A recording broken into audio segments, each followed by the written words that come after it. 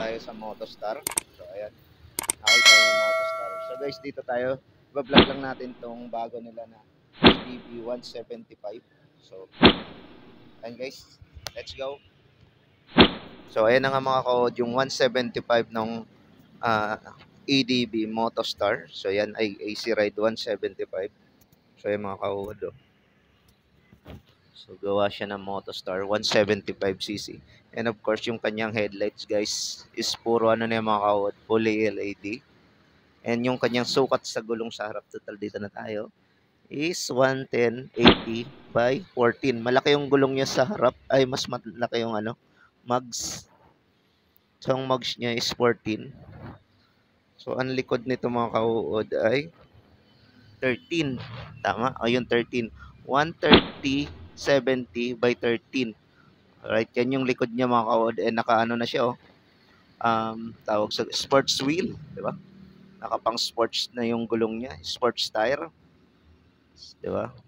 So 130/70 by 13, yan yung sukat ng gulong sa likod mga ka-OD. So balikan natin yung harap. So ito 14 yung gulong niya sa harap. Saan na yan? Ayun oh. So 110/80 by 14. So mas mataas yung gulong niya sa harap.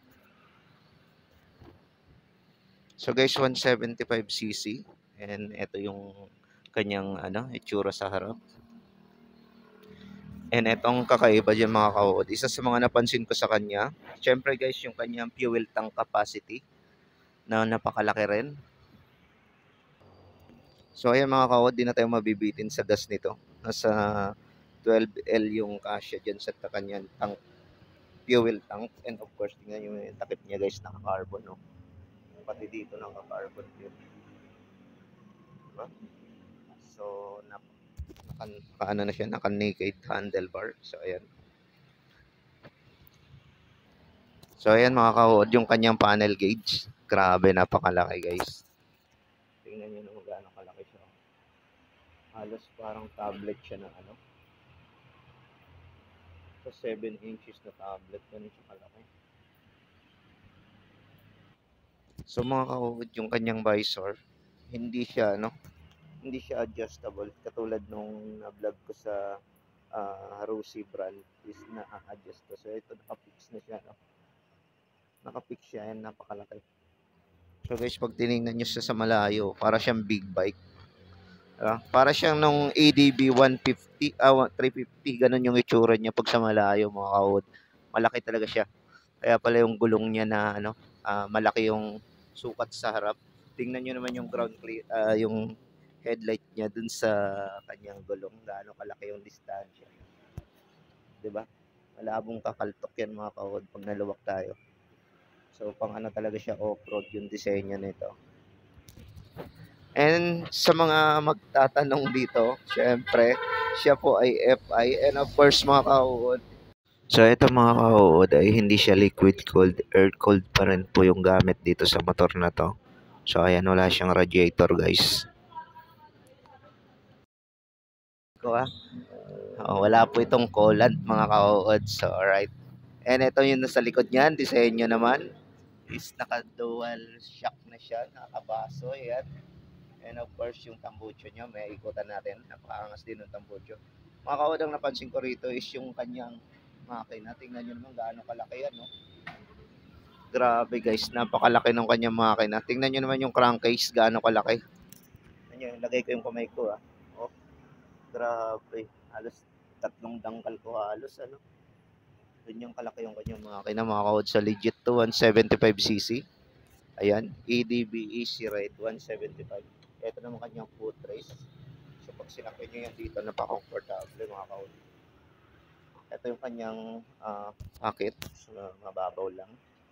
And of course, hindi siya keyless mga ka-OD. So ayan yung susian. Ayun, kita nyo yun. So hindi pa siya keyless. So ito mga ka-OD, pakita ko naman yung part ng kanyang harap. Ayun, no? So ito yung kanyang harap, may ka-OD. And ito, may kanyang visor, napakalaki na rin. Grabe. Yung kanyang ilaw mga ka-OD, ang laki. So nagmukha talaga siyang ATV 350. or ADP 160 ba yun yung bago nila. So ganyan din yung itsura niya. And yung nakalaki talaga ng makina niya guys. Ito yung napapansin ko sa kanya is yung makina niya. Napakalaki ng crankcase. So sinukat ko na yan kanina mga kaodis. Nasa 3 dangkal. So ito mga kaod, meron na rin siyang bracket. So nakaabang na yan for top box.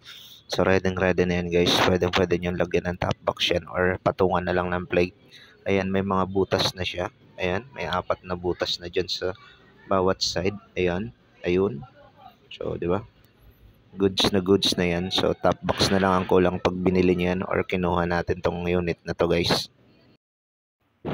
So, Easy Ride 175cc FI po yung mga ka-OOD. And yun naman yung kanyang handlebar. Naka-naked yan. Diba?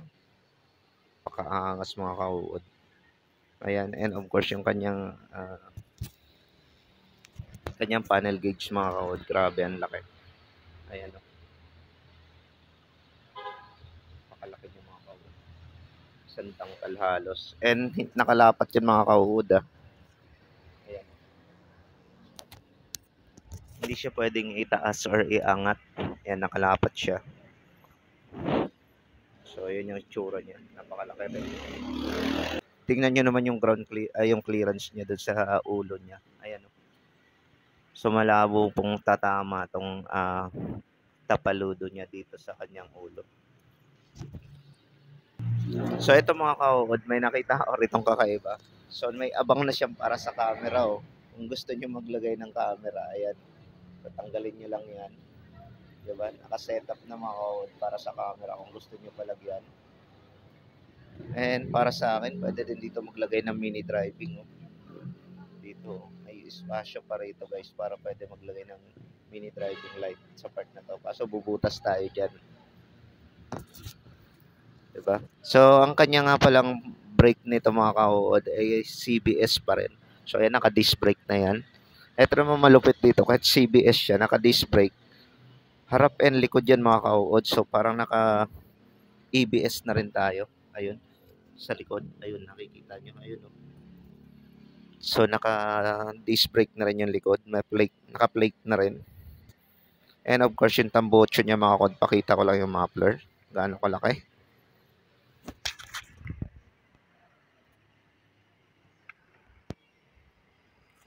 So mga kod, ito yung kanyang muffler. Grabe guys, napakalaki na ito. Tingnan nyo naman gaano kalapad yan, no? So, ganyan kalapad mga kahod yung kanyang muffler o tambucho. Ganyan siya kalaki. Diba? Napakalaki. And guys, ito pa, isa sa mga nakita ko. Ito yung kanyang pan. So, pwede tayo maglagay ng dyan, radiator. So, ayan o. Diba? So, may abang na siya and may takip na rin. Pwede natin palagyan or pa-convert na lang siguro. Diba? Okay, that's it muna dyan. So, ayan mga kahod, ang available kulay nila is yung gray and of course yung black. At saka ito yung pangatla, yung white nila. So, yan yung mapagpilian natin mga kahod kung kukuha tayo. So, mga kahod, ito yung kanilang zero interest. So, yan yung down payment, 27,900 and of course 18 months and 12 months. So, yun yung mga presyohan nila guys. So, ayan mga kahod, wala na siyang kickstart. 175cc and of course mga kahod, ang kanyang compartment ay kasya half base. So, that's it. Happy viewing guys and don't forget to like and share. That's it. Bye-bye.